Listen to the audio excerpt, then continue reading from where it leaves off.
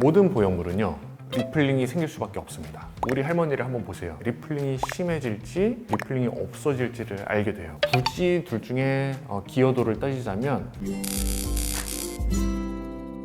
오늘의 나닥은 나닥 성형외과 전문의 황동현 원장입니다. 가슴 성형 하기도 전부터 부작용부터 검색해보는 분들이 굉장히 많으실 거예요. 그 중에서도 많은 분들이 가장 걱정하는 리플링 현상에 대해서 오늘은 자세히 알아보겠습니다.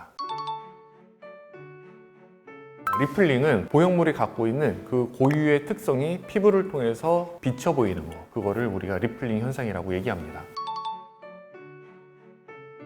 리플링은 과도하게 마른 경우에만 생기는 현상 중에 하나입니다. 그렇기 때문에 이거는 딱 부작용의 하나의 카테고리라고 보기에는 좀 어렵고요. 내가 갖고 있는 지방의 양에 따라서 어떤 경우에는 있었다가도 마술처럼 사라지기도 합니다.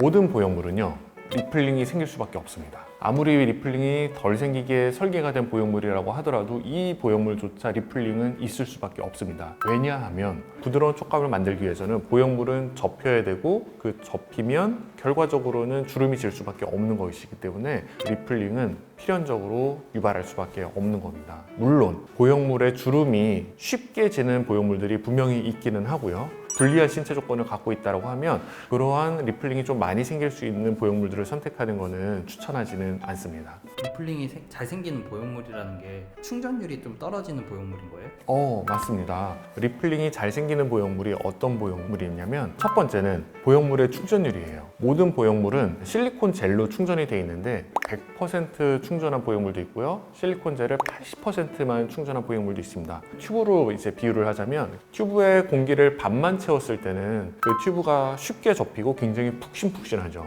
하지만 튜브에 공기를 빵빵하게 채우면은 어느 정도가 넘어서면 좀 단단해지면서 절대로 접히지가 않는 포인트가 옵니다. 보형물은 그 안에 채우는 공기처럼 실리콘 보형물의 충전율이 낮을수록 리플링은 잘 생긴다. 이렇게 보면 되고요. 또 하나 있습니다. 우리가 실제 실리콘 보형물에는 그 실리콘 젤을 채우는데 실리콘 젤이 어떤 실리콘 젤은 굉장히 쫀득쫀득하고요. 어떤 실리콘 젤은 흐물흐물해요. 이게 실리콘 젤의 점탄성도라고 하는데 점탄성도를 높이면 높일수록 리플링이 나타날 가능성이 줄어듭니다.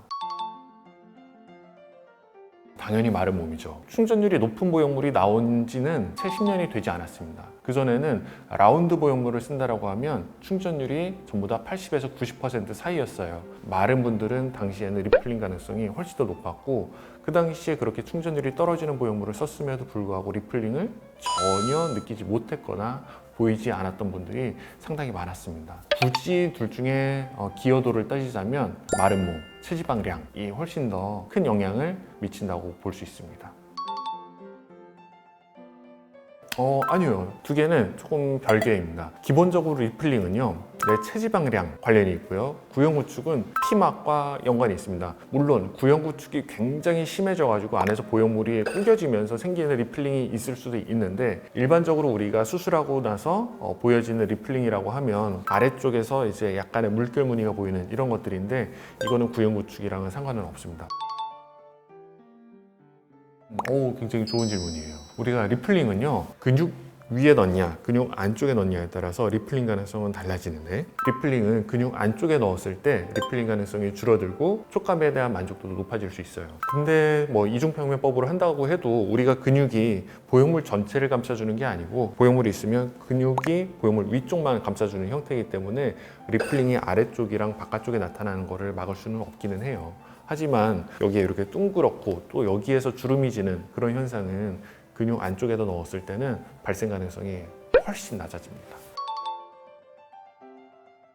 굉장히 쉽게 해결할 수 있어요. BMI가 정상 범주에 들어가면은 사실 리플링은 걱정 안 해도 됩니다. 저체중에 해당하는 BMI로 떨어졌을 때 그때 우리가 리플링이 나타나요. 식사량을 늘려가지고 체지방량을 늘립시다 라는 게 첫 번째 솔루션이고요. 근데 그게 안 돼요. 내 직업적인 특성상 또는 살을 찌워도 뭐 하체만 찐다거나 이런 경우에는 지방을 뭐 다른 데서 채취해서 가슴에다가 지방을 이식해 주는 거죠. 다른 부위는 크게 살을 찌우지 않으면서도 이 부위에 지방이 늘어나면서 상체에는 좀 살찐 효과를 갖고 올 수 있는 거예요. 그래서 리플링 왔을 때 해결법은 결국에는 지방에 달려 있습니다. 지방을 어떻게 적절하게 늘리냐에 따라서 리플링이 생기었다가 없어지기도 하고 없다가도 생기기도 하고 그런 거니까요.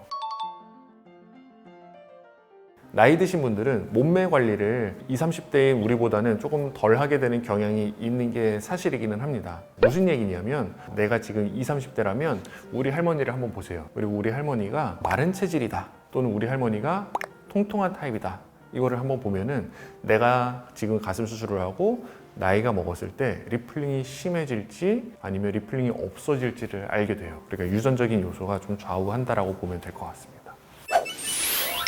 많은 분들이 걱정하시는 리플링 현상에 대해서 알아봤습니다. 리플링은 한마디로 있다가도 없고 없다가도 있는 거고요.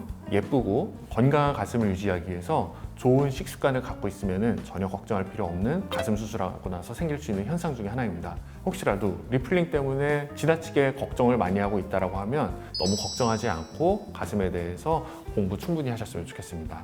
지금까지 오늘의 나닥 성형외과 전문의 황동현 원장이었습니다. 감사합니다.